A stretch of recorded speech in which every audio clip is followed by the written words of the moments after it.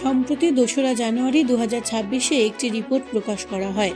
রিপোর্টটি ২০২৪ সালের লোকসভা নির্বাচনের পর তৈরি করা হলেও সার্ভে করা হয়েছিল মে ২০২৫-এ এবং রিপোর্টটি প্রস্তুত হয়েছিল আগস্ট ২০২৫-এ। তবে তা এতদিন প্রকাশ্যে আসেনি। সাধারণ মানুষের জন্য প্রকাশ করা হয় ২০২৬ সালের ২রা জানুয়ারি। এই সমীক্ষাটি পরিচালনা করে Karnataka monitoring and evaluation authority অর্থাৎ KMEA। এটি কর্ণাটক সরকারের পরিকল্পনা, পরিসংখ্যান ও পর্যালোচনা বিভাগের অধীন একটি সরকারি সংস্থা। তবে রাজ্য সরকার জানিয়েছে এই সমীক্ষা সরকারের নিজস্ব উদ্যোগে করা হয়নি, বরং সংস্থানটি শুধুমাত্র রিপোর্টটি প্রকাশ করেছে। এ নিয়ে সরকারের তরফে ভিন্ন ভিন্ন ব্যাখ্যাও সামনে এসেছে। সার্ভেটির মূল উদ্দেশ্য ছিল ২০২৪ সালের লোকসভা নির্বাচন নিয়ে সাধারণ ভোটারদের মনোভাব সম্পর্কে ধারণা পাওয়া।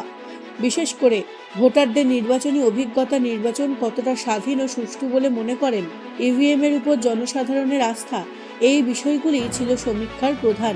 এই সমীক্ষায় দেখা গেছে কর্ণাটকের 4টি প্রশাসনিক বিভাগের অধিকাংশ মানুষই মনে করেন যে ভারতের নির্বাচন স্বাধীন ও সুষ্ঠুভাবে অনুষ্ঠিত হয় এবং ইভিএম নির্ভুল ফলাফল প্রদান করে। সমীক্ষা অনুযায়ী মোট উত্তরদাতার 83.61% ইভিএমের উপর আস্থা প্রকাশ করেছেন এবং ২০২৪ সালের লোকসভা নির্বাচনকে ফ্রি অ্যান্ড ফায়ার বলে মনে করেছেন। এর মধ্যে 69.39% উত্তরদাতা ইভিএম সঠিক ফলাফল দেয় বলে একমত, আর 14.22% এই বিষয়ে দৃঢ়ভাবে একমত হয়েছেন। অর্থাৎ ইভিএম নিয়ে সন্দেহের তুলনায় আস্থার হার অনেকটাই বেশি। সমীক্ষাটির পরিধিও তুলনামূলকভাবে বিস্তৃত। এতে মোট ৫,১০০ জন উত্তরদাতা অংশ নেন।